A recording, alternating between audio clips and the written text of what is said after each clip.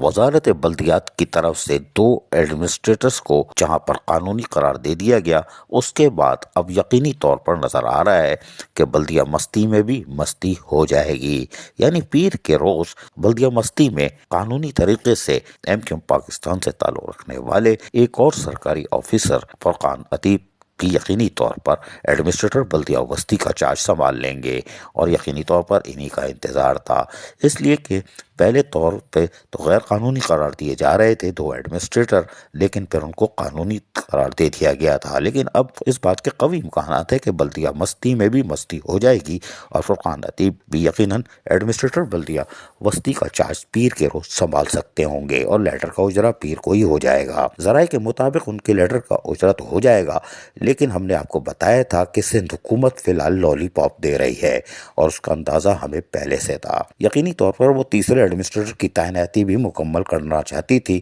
اور وہ کر لے گی، اور اس کے بعد پھر الیکشن کمیشن کا لیٹر اوپر آ جائے گا جس میں ان کو جواب دینا ہے۔ 30 دسمبر کو عدالت میں بھی طلب بھی کی گئی ہے، جس میں ساری اوپر کی کریم پہنچی ہوئی ہوگی، جس میں وہ یقینی طور پر بتا دیں گے کہ ہم نے لیٹر وڈرا کر دیا ہے، کیونکہ ہمیں پورا اندازہ ہے کہ سندھ حکومت لالی پاپ تیار رکھی ہوئی ہے، لیکن تیسرے ایڈمنسٹریٹر کی تعیناتی کا بھی شاید انتظار کر رہی تھی۔ یہ کون سا کھیل کھیلا جا رہا ہے، اسے ہمیں کوئی سروکار نہیں، یہ سمجھنے والوں کو سمجھنا ہوگا کس کے ساتھ کون کھیل رہا ہے۔ اب پہلے غیر قانونی، پھر قانونی، پھر تیسرے کا انتظار تھا، تیسرا بھی جب آ جائے تو پھر الیکشن کمیشن کا لیٹر کا جواب دے دیں گے، اور عدالت کو بھی مطمئن کر دیں گے۔ یہ ہے وزارت بلدیات سندھ۔ عزیز عارف، KBS بلدیاتی نیوز کراچی۔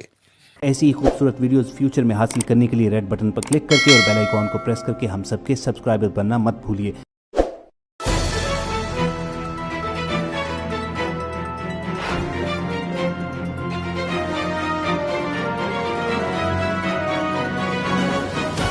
KBS